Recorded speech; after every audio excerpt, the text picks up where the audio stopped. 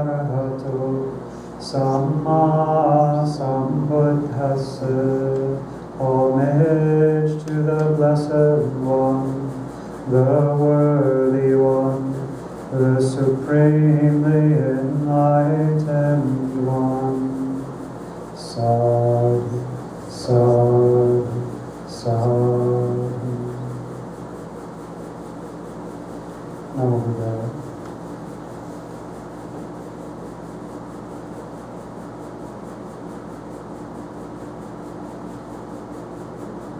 So our great teacher, the Supreme Buddha, said that there are two kinds of assistance in this world. Two kinds of providing help. There's providing help with material things, and there's providing help with the Dhamma. So this first kind of providing help is very meritorious. It's an excellent thing to do, providing people with help in their lives. But this kind of ordinary help, maybe helping someone build a house, helping someone with their homework, helping someone around the house and their family. This is all very good kind of help. But this sort of help, it's ordinary help. It helps us in this life, but it doesn't help us in future lives. And it doesn't help us to put an end to this round of samsara. So the Blessed One taught us that the most excellent kind of help is help with the Dhamma. So why is this kind of help more excellent? Because when we help someone with the Dhamma, we help them put an end to this round of samsara. So material help that we give in this life, it only lasts for this life. But when someone helps us with the Dhamma, then they help us to ensure that we have a good rebirth, and hopefully helps us to put an end to this round of samsara. So we're very fortunate. The kind of help that Dr. Ambedkar gave, it was this help with the Dhamma, helping people to learn the Blessed One's teachings, helping people to learn about the three refuges, to learn about the five precepts. This is the sort of help that puts an end to this round of samsara. Again, the Blessed One said there are two kinds of giving. There's giving material things, and there's giving the Dhamma. And of these two kinds of things, giving the Dhamma is the most excellent kind of gift. Why?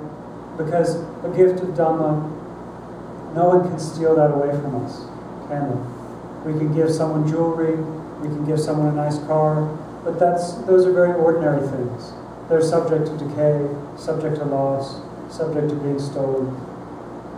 But when someone helps us with the Dhamma, no one can steal that help away from us. When we've learned the Blessed One's teachings, we have that in our heart. We can always reflect on it. And we can, most importantly, put it into practice. And the power of this gift, the power of this Dhamma, helps us to have a good rebirth, and hopefully helps us to put an end to this whole round of samsara, so we don't have to take rebirth again. So, our great teacher, the Supreme Buddha, he taught us in many ways about this samsara. It's hard for us to understand with just ordinary knowledge what this samsara entails, how long this samsara has been going on, how many times we've been born again and again. So, because the Blessed One had extraordinary knowledge that he gained on the night of his enlightenment, so he gained three knowledges on the night of his enlightenment. The first knowledge was the ability to recollect his own past lives. Not just one past life, not just two, not just three, but hundreds, thousands, hundreds of thousands, many eons of previous lives. And he didn't just remember his name, right, in those previous lives. He recollected all the aspects of the lives that he had lived. What clan he was born in, the kind of food he ate, the kind of work he did, the kind of place he lived, for all of these previous lives. The second knowledge that he gained was the knowledge of how beings pass on according to their actions. So he was able to recollect the past lives of other beings as well, and he could see the results of karma. And the third knowledge was the knowledge of the Four Noble Truths, penetrating deeply into the Four Noble Truths, and having the knowledge that all the taints had been removed from his mind. So, this first knowledge that he gained, recollecting his previous lives, he was able to share with us in several suttas that we can find in the Samyutta Nikaya.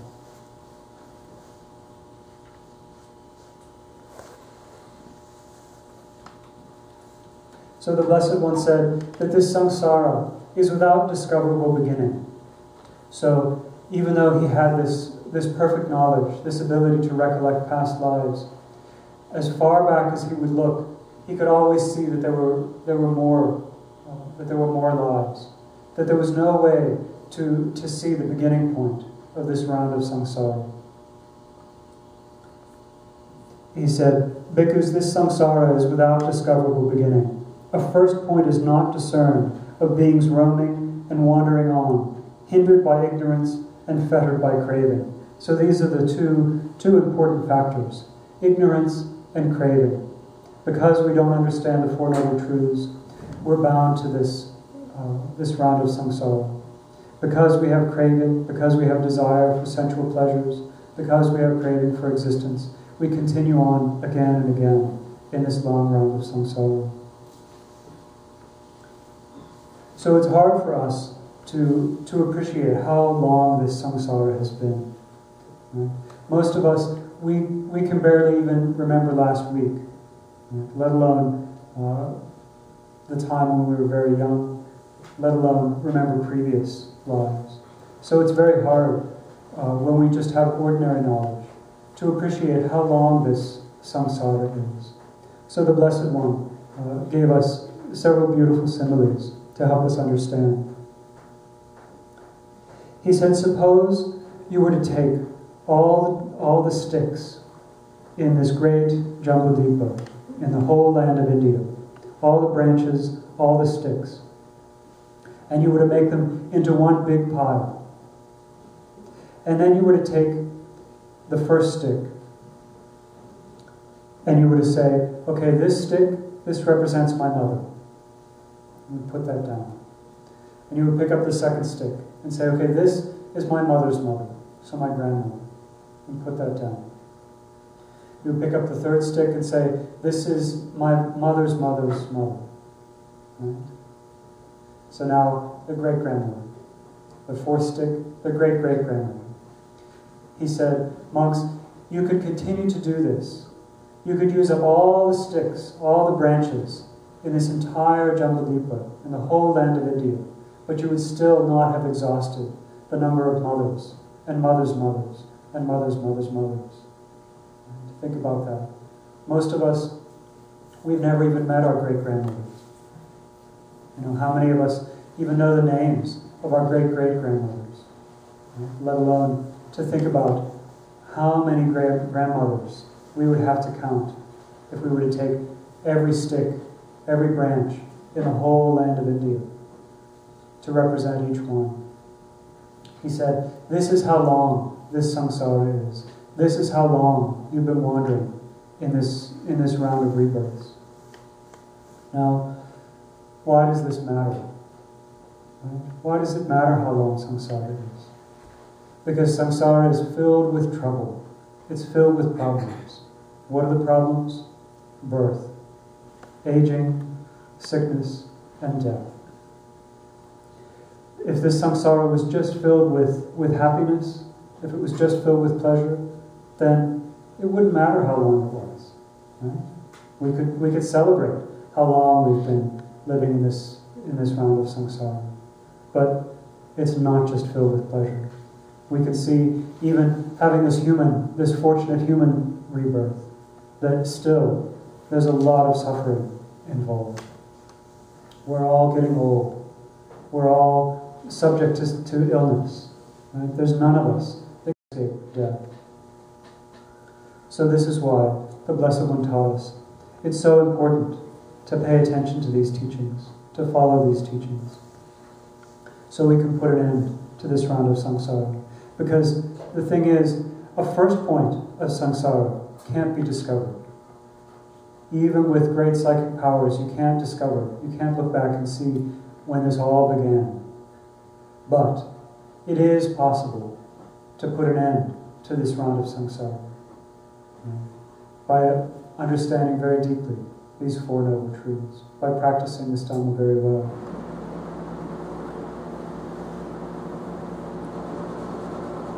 So the Blessed One said, "For such a long time, bhikkhus, you have experienced suffering, anguish, and disaster, and swelled the cemetery. So birth after birth, our body has gone to the cemetery. The cemeteries just get bigger and bigger. Right? Cemeteries, they don't get smaller. They only get filled up. They only get bigger." He says, "It is enough to experience revulsion towards all formations, enough to become dispassionate towards them, enough to be liberated from them."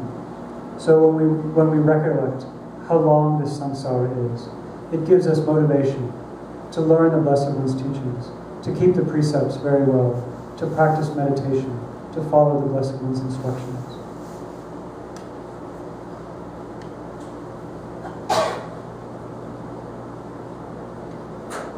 The Blessed One gave another simile to help us understand how long this samsara is. That it's not just our mothers and our mothers' mothers' mothers. He said, suppose someone were to take this great earth and make it into balls of clay, the size of juju kernels, so small little balls, and make a single heap out of this entire earth. That we could take the first ball and say, this ball represents my father. Put it down. The next ball, my father's father. The next one, my father's father's father. We could do that for every single ball of earth, but still, we would not exhaust the number of fathers that we could trace back. That's how long this round of samsara is. And that's how dangerous this life is. If we don't practice the Blessed One's teachings well, we don't know where we'll be born. We don't know what our next birth will be. And we may miss this opportunity to put an end to this very long round of samsara.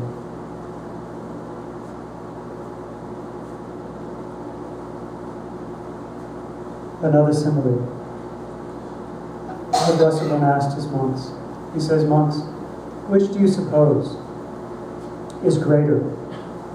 The number of tears that you've shed in this long round of samsara through being separated from loved ones and for being connected with your enemies, having to associate with people that you don't like? Which is greater? The amount of tears that you've shed or the water in the four great oceans? So let's think about this. If a relative dies, we cry, don't we? It's very sad. There's a lot of suffering with that. Imagine we collected all those tears just from one relative dying. Right? Tears are very small. It takes a lot even to fill a small glass. So just think, we haven't lost relatives only in this human birth, but in all of our previous lives. We've been separated from those that we love. So the Blessed One asked, which is greater? The amount of water in the tears that we've shed in this round of samsara, or the water in the four great oceans? So compare the size of teardrops with the water in all the great oceans. And the monks say, as we've come to understand the Blessed One's Dhamma, it's the water in the four great oceans that's greater. No, it's the water of the tears that we've shed. It's the water, it seems like it would be the ocean, doesn't it? How huge the ocean is. But no, it's the water in the tears that we've shed in this long round of samsara. So anytime we're sad, anytime we're separated from someone that we love, and we cry because of that, we can just think This is not the first time I've cried. Right? That I've been crying for a very long time.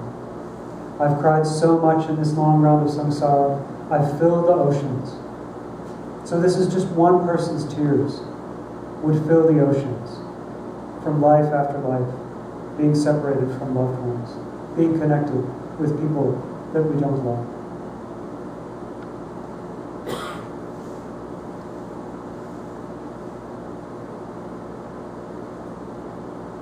The Blessed One says, why is this? Because this samsara is without discoverable beginning. A first point can't be discovered of beings roaming and wandering on, hindered by ignorance and fettered by craving. And because of this, it's enough for us to be diligent. It's enough for us to practice this Dhamma well, to take advantage of this rare opportunity that we've had. Because in this long round of samsara, it's very rare to have the chance to listen to the Dhamma. And even in the country of the Buddha's birth, even in the country that he taught, right, this Dhamma disappeared until it was brought back to life by Dr. Ambedkar. Right? How fortunate we are. You know, this is just within the last 50 or so years. Right? How long people lived, even in the country where the Blessed One taught, and didn't have the opportunity to listen to the Dhamma. So we remember how fortunate we are to have this opportunity, that we can read the Dhamma in our own language, that we can practice it. We have lives here that are relatively comfortable. Right? Most people work an ordinary job. Even if they have busy lives, they still have a chance to come together with noble friends, to listen to the Dhamma, to practice the Dhamma. So we have to take advantage of this very rare opportunity.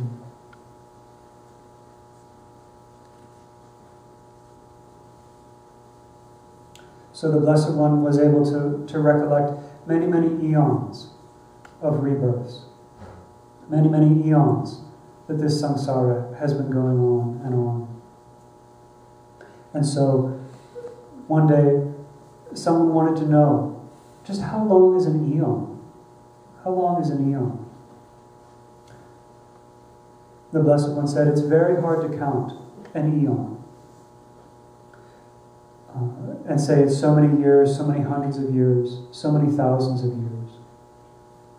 So they asked, Blessed One, can you give us a simile to help us understand how long an eon is? And he said, okay, I'll give you a simile. Imagine that there's a great mountain. It's 7 miles wide, 7 miles long, and 7 miles high. And it's not an ordinary mountain that's made of rocks and clay and dirt and grass. It's a mountain that's just made of rock. It's one solid rock. He says, suppose that someone comes every 100 years and they take a very soft silk cloth. And once every 100 years, they take that cloth and they rub it over the top of that mountain. He says, so that man, by coming every 100 years and stroking that mountain once with a piece of cloth, the eon would not pass away, but that mountain would be rubbed away. So just every 100 years rubbing with a piece of cloth, eventually that mountain will disappear. It will be worn away completely. But the eon will still not have passed away. An eon will still be lasting. So we think, imagine if I gave you a rock, an ordinary rock, and told you to rub that rock all day long, all week long. Would you make much difference in that rock? No. But that's how long an eon is. That even an entire mountain being rubbed away once every 100 years would pass away, but the eon would still not have come to an end. And the Blessed One says, so long is an eon, bhikkhus. And of eons of such length, we have wandered through so many eons, so many hundreds of eons, so many thousands of eons, so many hundreds of thousands of eons. So not just one eon, that someone in some previous life has been our mother, has been our father. When someone cuts us off on the highway, do we think, oh, that person, they used to be my mother, and now they cut me off on the highway? Right? Do we think that way? No. We get angry thoughts. Right? We think we have no connection with that person. We've never met that person before. But the Blessed One says, this round of samsara is so long, we've taken birth so many times, that it's very hard to find someone who in this round of samsara hasn't been our mother, hasn't been our father, hasn't been our brother, our sister, our son, our daughter. So when we think about this, we realize what a rare chance this is. Because it's very rare to come in contact with the Blessed One's teachings. The Blessed One recollected in the last 91 eons, there have only been 7 Buddhas. We're living now in a very fortunate eon that's had 4 fully enlightened Buddhas come to teach in this world. But many times, an entire eon passes. 10, 20, 30 eons may pass without the Dhamma ever being preached, without this chance to put an end to the long round of samsara. So now we're living in a time when we've had this chance. The Blessed One said that in this round of samsara, there are 2 people that are very hard to find. The first kind of person, someone who is helpful, someone who offers assistance, is very hard to find in this world. And to find someone who offers assistance with the Dhamma almost never happens. So right now, we've been very fortunate to come in contact with teachers like Dr. Ambedkar, who've given us this Dhamma again to practice, who've given us the 3 refuges, who've given us the 5 precepts, who's encouraged us to learn the Blessed One's teachings, to recollect it, to think of it often, and to put it into practice. So this is the first kind of person that's very hard to find in this long round of samsara, someone who's helpful. The second kind of person that's very hard to find in this world, someone who has gratitude, someone who is grateful. There may be people out there helping, but for the most part, people are not grateful. They don't appreciate the help that they've been given. So we need to make sure that we are the kind of people that are grateful, that appreciate the help that's been given to us.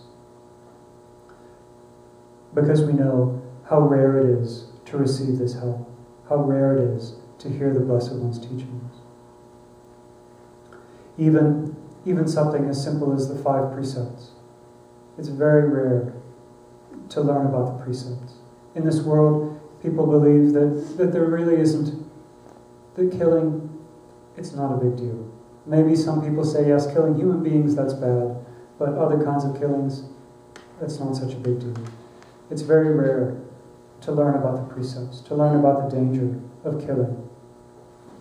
It's very rare to learn about the danger of stealing, committing sexual misconduct, lying.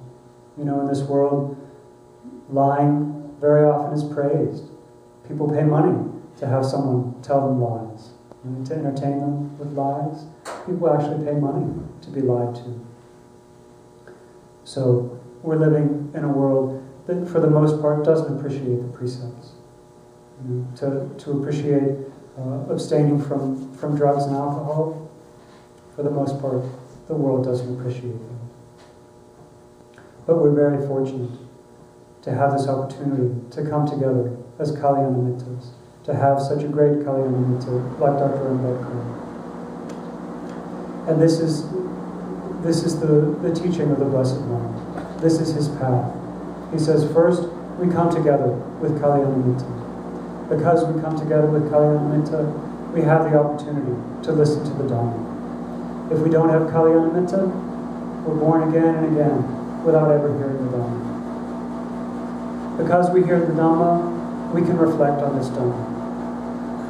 So it's not just enough to listen to the Dhamma. Tonight we've heard many beautiful similes, helping us to understand the danger of this samsara, how long this samsara is. So we can reflect on these similes, the similes of the branches, and counting how many mothers we've had, how many mothers, the balls of clay, how many fathers. We can recollect the simile of the tears and the water in the four great oceans. Right? The next time we're sad, we can think, this is not the first time I've cried. I've cried again and again and again so many times. Let me work hard to put an end to this round of samsara. Let me keep these precepts well. Let me practice the blessing of these teachings. So we recollect the teachings. This is the third step. And the fourth step, we put these teachings into practice. Right? We have lives that allow us to follow the precepts, to learn the Dhamma, to practice the Dhamma well, to come together with Kalyana. So, having had this opportunity to come together with good friends, with Kalyana Mittas, having had this opportunity to listen to the Dhamma, having had this opportunity to reflect on the Dhamma, may we put this Dhamma into practice. May we think on it always. May we work hard to keep the precepts. May we meditate. May we study the Dhamma well. And through the power of this merit, may we put an end to this long, long round of samsara. Sadhu, sadhu, sadhu. Namo Buddhaya.